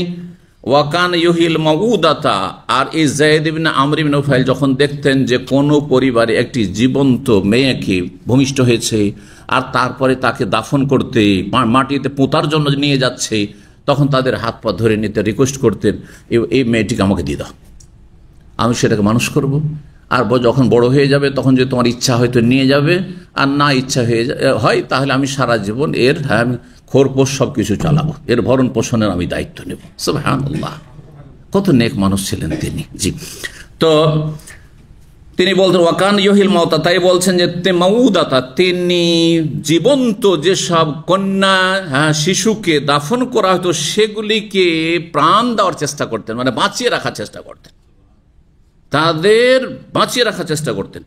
বলতেন যে কোনো মুশরিক ব্যক্তিকে যে নিজের মেয়েকে দাফন করার জন্য, পুঁতে দেওয়ার জন্য যাচ্ছে জীবিত অবস্থায়, এজা আরাদা ইয়াকতুলা ইবনাতাহু, যখন নিজের কন্যা সন্তানকে সে খুন করতে যাচ্ছে, লা তাকতুলা, তুমি খুন করিও না বাবা। কেন খুন করবে? তুমি খাওয়াতে পারবে না সেই জন্য, অথবা লজ্জা লাগছে কি জন্য? আচ্ছা, মক্কায় এই কুসংস্কার কি করে আসলো, এই অপরাধ কি করে তারা করা শুরু করলো? কি জন্য? নিশ্চয় কোনো কারণ আছে, তাই না? কি কারণ বলেন? দুটি কারণ আছে, দেখি কে বলতে পারে। একটি হচ্ছে, আমি কিন্তু ইঙ্গিত করে দিয়েছি, কিন্তু আপনার শুনছেন কম। এটা লজ্জা। মেয়ে সন্তান, লোকে কি বলবে? মেয়ে সন্তান, লোকে কি বলবে? তারপরে আমার মেয়েকে কি উঠিয়ে নিয়ে যাবে বিয়ে করে? হ্যাঁ, আর ওর সাথেও সংসার করে আমার মেয়ে, এটা আমার মানহানি মনে করতে। বুঝতে পারছেন না? এটা একটা কারণ। আর একটি কারণ, ওয়ালা তাকতুলু আওলাদ খাশিয়াতে ইমলাক, কোরআনে, হ্যাঁ, দারিদ্রের ভয়ে, খাওয়াতে পারবো না, হ্যাঁ, অভাবের ভয়ে তোমরা নিজের সন্তানকে হত্যা করিও না। অভাব, খাওয়াতে পারবো না। কটি কারণ হলো? আর একটি কারণ আছে, শুনে নেন আরেকটি ভালো করে, তাহলে শুনে নেন বিষয়টি। কি কারণ? হ্যাঁ, তারা বলতো যে আজকালকার যারা আপনার ইসলামী আদর্শ থেকে দূরে সরে গেছে, মুসলিম সমাজেরও আর অমুসলিমও, তাদের চাইতে ওরা ভালো ছিল। কিন্তু এই থিওরিতে তারা বলতো যে আমাদের রাত দিন যুদ্ধ করতে হচ্ছে, কারণ গোত্রীয় শাসন, বংশীয় শাসন, এক বংশের আর এক বংশের সাথে মারামারি লড়াই লেগেই থাকছে। তো লাঠিয়াল বাহিনীর দরকার, গ্রাম অঞ্চলের লাঠিয়াল বাহিনী তো আপনারা জানছেন, তাই না? জনবল দরকার। তো জনবলে এই মেয়েরা কি কাজে আসবে? ছেলে সন্তান হলে কাজে আসতো, কিন্তু এই মেয়ে তো কোনো কাজে আসবে না। শুধু এগুলোকে রেখে লাভটা কি? খামাখাতে পুষার লাভ কি? এগুলো কার খরচ খরচা করে কষ্ট করে লাভটা কি? সুতরাং কি করে, কেউ মেরেই ফেলো। বুঝতে পারছেন না? জি। কেন আজকালকার বেদিনের চাইতে ওই বেদিনগুলো ভালো, ওই মুশরিকগুলি ভালো বললাম? একটা বৈশিষ্ট্যে, একটা গুণে। সেটা কি? যে ওরা মনে করতো যে মেয়েরা রণক্ষেত্রে যুদ্ধ করতে পারে না, মেয়েরা সেনাবাহিনী হতে পারে না। আর আজকালকার বেদিনরা বলছে না, সমান অধিকার। হ্যাঁ, যেমন পুরুষরা সেনাবাহিনীতে ঢুকবে, তেমন মহিলারাও সেনাবাহিনীতে ঢুকবে। তাহলে মক্কার কাফের চাইতে নিকৃষ্ট থিওরি হচ্ছে এটি। বোঝা গেছে? জি, আল্লাহ বোঝার তৌফিক দান করুন, এবং এসব গুমরাহদের, বেদিনদের পথ থেকে আল্লাহ ফিরে আসার তৌফিক দান করুন। তো বলতেন জেদ, যখন কেউ খুন করতে যাচ্ছে, লা তাকতুলহা, হত্যা করিও না, আনা আকফিকা মাউনাতাহা, তার ব্যয় বহন আমি করব, তার ব্যয় বহনের দায়িত্ব আমি নেব। ফায়াখুযহা, তারপরে সেই কন্যা শিশুটিকে নিয়ে চলে আসতো বাড়িতে। ফাইদা তারা রাত, তারপরে ধীরে ধীরে যখন প্রতিপালিত হইল, বড় হইল, কাল আলিয়া বিয়াহা, তখন তার বাবাকে বলতো যে দেখো তোমার মেয়ে কিন্তু এখন 10-12 বছর হয়ে গেছে, বা 14 বছর 15 বছর হয়ে গেছে, বিয়ে দেওয়ার মতো হয়ে গেছে। দাফাতুহা ইলাইকা ইন শি'তা, দাফাতু ইলাইকা, তুমি যদি চাও তোমার মেয়ে তোমাকে ফিরিয়ে দেবো, তোমার বাড়িতে দিয়ে যাবো। ওয়াইন শি'তা, তুমি যদি না দরকার না, নেবো না, এসব ঝামেলা। কাফাইতুকা মাউনাতাহা, তাহলে তার ভরণ পোষণের, ব্যয় বহনের সমস্ত দায়িত্ব আমি আজীবন নিতে থাকবো। জি, আল্লাহু আকবার। তো এই ছিল যায়েদ বিন আমর ইবনে নুফাইল সম্পর্কে আলোচনা, তার তৌহিদের, দ্বীনের অনুসরণ এবং তার জন্য তার সর্বাত্মক প্রচেষ্টা। মানুষ চেষ্টা করলে আল্লাহ তো অবশ্যই তৌফিক দেয়, এই জন্য চেষ্টা করতে আপনাকে। আপনি চেষ্টা করবেন না, সময় নেই। সৌদি আরব এসেছি রিয়ালের জন্য, এখানে ইনকাম করার জন্য এসেছি না, এখানে দ্বীনের কথা শোনার জন্য এসেছি। এত সময় কোথায়? ফেসবুকে খারাপ জিনিস দেখছেন আপনি, আর কোনো একটা বক্তব্য যদি আসে আর সুর সার মজা না লাগে, ভালো লাগে না, 2 মিনিটে টেনে দিলেন, যেমনই 2 মিনিট হলো উঠাও, হটাও, আউযুবিল্লাহ। অধিকাংশ আজকাল যারা আমাদের মধ্যে মোটামুটি ধার্মিক, হ্যাঁ, নামাজ রোজা করেন, এই অর্থে ধার্মিক, তারাও 2-3 মিনিটের বেশি শুনতে চান না আজকাল। এই জন্য শর্ট ভিডিও চাই, হ্যাঁ, শর্ট ভিডিও ক্লিপ চাই, বেশি চাই না। আজকালকার একটি স্টাডি বলছে, পরিসংখ্যান আরব অনারব সারা বিশ্ব মিলিয়ে কিন্তু মুসলিম সমাজের কথা, যে আজকালকার মানুষরা এত অধৈর্য এবং এত ব্যস্ততায় জীবনযাপন করছে, পয়সা ইনকাম, পয়সা ব্যস্ততায়, হ্যাঁ, যার ফলে ম্যাক্সিমাম 4 মিনিট, এর বেশি ধৈর্য রাখতে পারে না। আর 1 ঘন্টার বক্তব্য, 1.5 ঘন্টার বক্তব্য কে বা শোনে, কয়জন শোনে? কিন্তু আল্লাহ কিছু ভালো মানুষ দুনিয়াতে রেখেছেন, তারা আলহামদুলিল্লাহ শুনছে এবং উপকৃত হচ্ছে। জি, এই জন্য আমি কখনো এটা চিন্তা করিনি। আমাকে অনেকে পরামর্শ দিয়েছে, শেখ, অনেকে ভাইরাল হয়ে গেলে একবার ওই 3 মিনিট 4 মিনিট 2 মিনিটের আপনার শর্ট ভিডিও করে, আমি ওগুলো কাজ আমার না। কারণ আমি ভাইরাল হওয়ার, আমি ওই নিশাতে নেই, ভাইরাল হওয়ার স্বপ্নও নেই, আমার ইচ্ছাও নেই, আর আমি চাইও না ওটা। জি, রবের কাছে ভাইরাল হয় যথেষ্ট। এই রবের বান্দাদের কাছে ভাইরাল হয়ে কোনো মূল্য রাখে না, এ তুচ্ছইটি। জি, 25 নম্বর অধ্যায় বলছেন বাব বুনিয়ানিল কাবা। এই অধ্যায় হচ্ছে কাবার নির্মাণ সম্পর্কে। চলেন এই অধ্যায়টি আমরা পড়ে নিই। এতে 3টি হাদিস রয়েছে। 3829 নম্বর হাদিস বর্ণনা করছেন জাবের বিন আব্দুল্লাহ রাদিয়াল্লাহু তাআলা বলছেন, লাম্মা বুনিয়াতিল কাবাতু, যেই সময় কাবার পুনর্নির্মাণ করা হইল। কারণ কাবার প্রথম নির্মাণ কুরাইশরাও করেনি, আর প্রথম নির্মাণ ইব্রাহিম আলাইহিস সালাম করেনি, তার আগে। তবে ইব্রাহিম আলাইহিস সালামের নির্মাণটি খুব প্রসিদ্ধ নির্মাণ। কিন্তু কাবার নির্মাণ কখন হয়েছে বিভিন্ন মত রয়েছে। তার মধ্যে বলা হয়েছে যে প্রথম আল্লাহর ঘর কাবা তৈরি করেছেন স্বয়ং ফেরেশতারাকে দিয়ে আল্লাহ রাব্বুল আলামিন। কেউ বলেন আদম আলাইহিস সালাম তৈরি করেছেন, কেউ বলেছেন আর কেউ তৈরি করেছেন। তারপরে কাবার জায়গা নিশ্চিহ্ন হয়, নূহ আলাইহিস সালামের বন্যায় প্লাবিত হয়ে আর বিভিন্ন বন্যায়, যাই হোক একবার নিশ্চিহ্ন হয়ে গেছিল। কিন্তু তার গোড়া পত্তন যেটি সেলেন্নাস, সেটির কিছু লক্ষণ মাটির তলায় পাথরের তলায় ছিল। আল্লাহ রাব্বুল আলামিন সেটিকে শনাক্ত করে দেন ইব্রাহিম আলাইহিস সালামকে, আর বললেন যে তুমি এই জায়গায়, এতটা জায়গায় এইভাবে তুমি আমার ঘর নির্মাণ করো, তুমি এবং তোমার ছেলে। তাই করেছিলেন তারা। ওয়াইদ ইয়ারফা ইব্রাহিমুল কাওয়াইদ মিনাল বাইত ওয়া ইসমাঈল রব্বানা তাকাব্বাল মিন্না ইন্নাকা আনতাস সামিউল আলিম।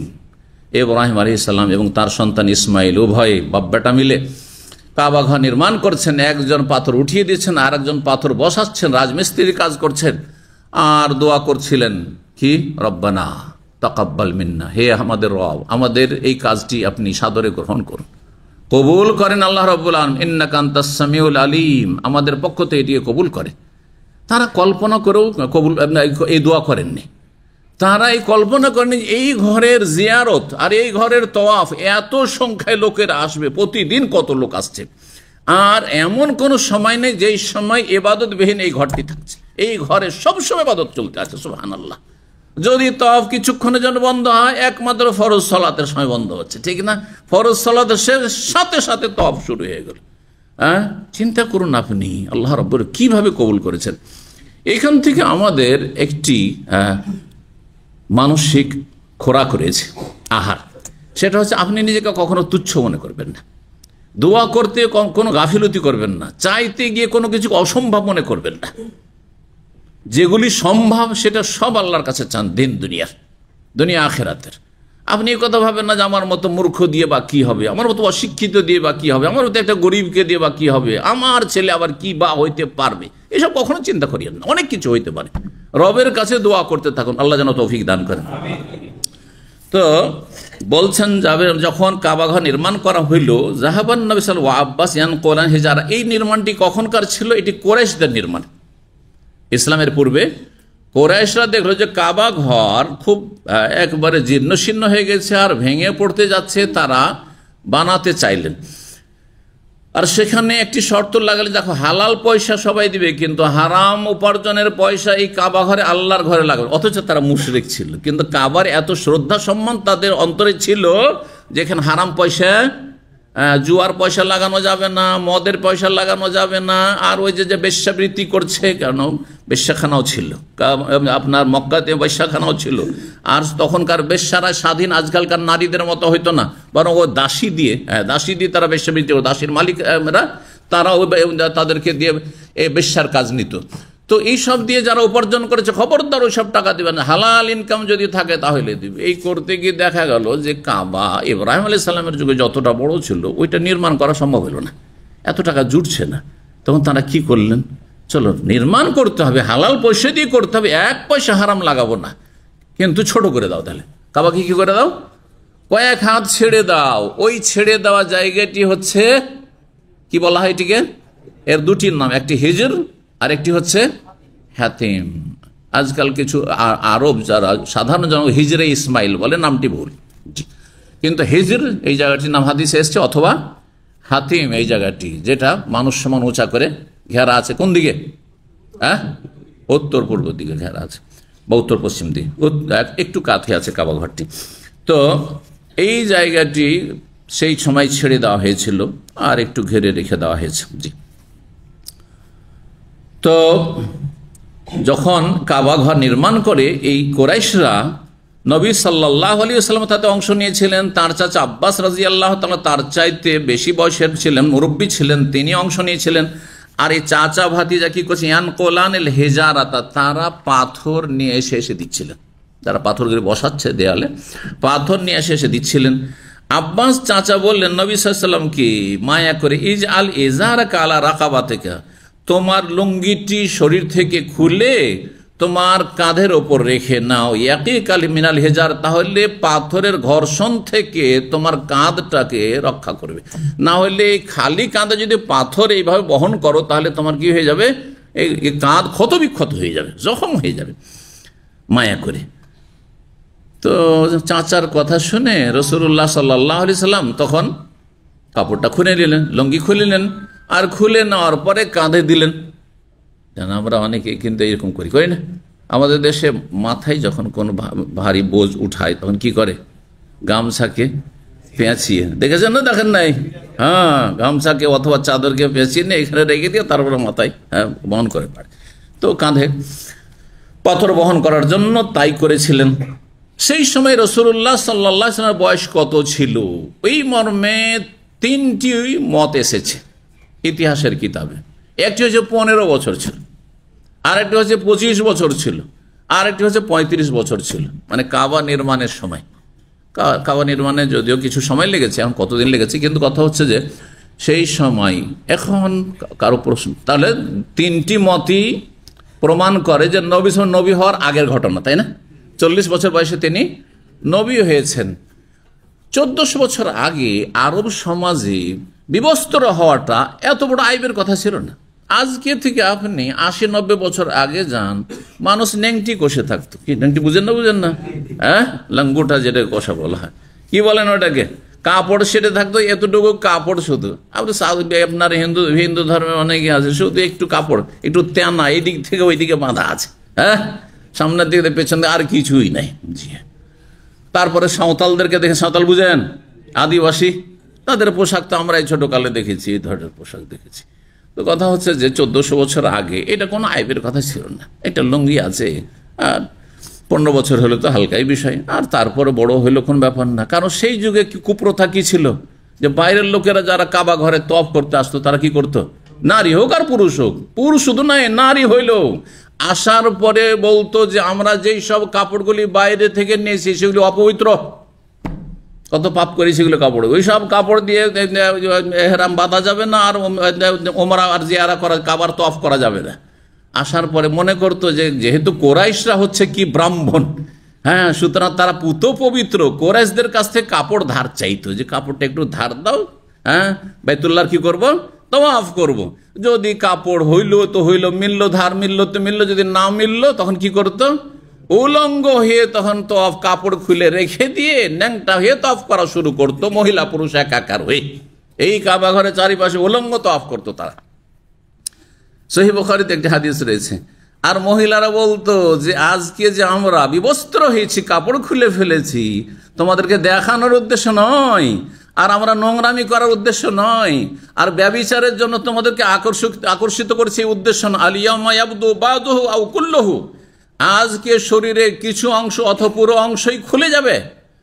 অমা বাদা মিনহু ফালা ওহিল্লহু, যেটুকুই খুলুক না কেন, শরীরে বিবস্ত্র হোক না কেন, সেটা তোমাদের জন্য হালাল করছি না যে আমাদের দিকে ফ্যাল ফ্যাল করে তাকাইতে থাকবে। হ্যাঁ, তার মানে আমরা কি করছি, ন্যাংটা হয়ে ধর্মকর্ম করছি। এটি হচ্ছে ন্যাংটা সাধুর ধর্ম হিন্দুদের, আর এটি হচ্ছে ন্যাংটা পীরের ধর্ম এক শ্রেণীর কথিত মুসলিমদের। জানেন না ন্যাংটা পীর নাই? হ্যাঁ আছে, জানি না বাংলাদেশে আছে কিনা, আপনারা বলবেন। দেখেন, আপনারাই বলছেন আছে, কিন্তু পাকিস্তানে আছে, এটা আমি ভালো করেই জানি, বুঝতে পারছেন।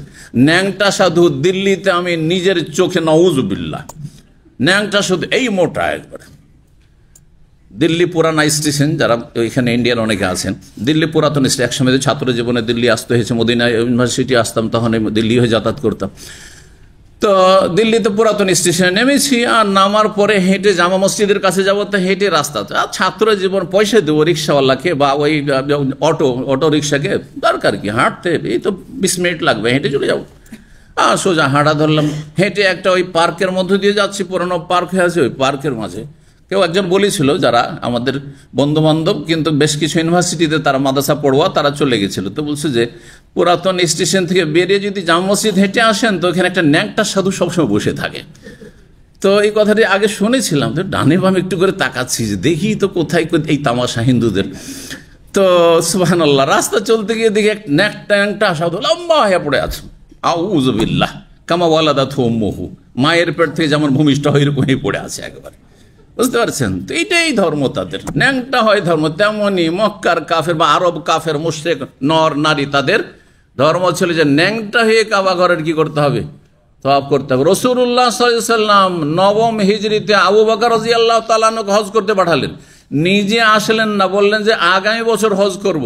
কয়েকটি কারণ তার, হ্যাঁ, এক বছর বিলম্ব করার মক্কা বিজয়ের পর, অথচ মক্কা বিজয় অষ্টম হিজরিতে হয়ে গেছে, তার নবম হিজরিতে হজ করে কেন করলেন না? তার একটি গুরুত্বপূর্ণ কারণ হচ্ছে এই বছর মুসলিমরাও যেমন হজ করবে, কাফেরদেরকেও সামলানো যাবে না, কাফেররাও হজ করতে আসবে আর মূর্তিকে দেবদেবীকে ডাকবে, আমরা বলবো লাব্বাইক আল্লাহুম্মা লাব্বাইক, আর তার ইল্লা শারীকান তামলিকুহু ওয়া মা মালাক তারা পড়বে, হ্যাঁ, তারা দেবদেবীর নাম উচ্চারণ করবে, আর তারা ন্যাংটা হয়ে তফ করবে, আমরা ইহরামের কাপড় পরে তারা ন্যাংটা হয়ে তফ করবে। তো এইটা মেনে নেওয়া যায় না, যার ফলে ঘোষণা করে পাঠালেন আবু বকর সিদ্দিক রাদিয়াল্লাহু তাআলার মাধ্যমে আর আলী রাদিয়াল্লাহুর মাধ্যমে যে আল্লাহ ইয়াতুফা বিল বাইতে ওরিয়ানুন, আগামী বছর যে আমরা হজ করতে আসবো, কোন মানুষ যেন বিবস্ত্র ন্যাংটা হয়ে কেউ বাইতুল্লাহ তফ না করে আর কিয়ামত পর্যন্ত।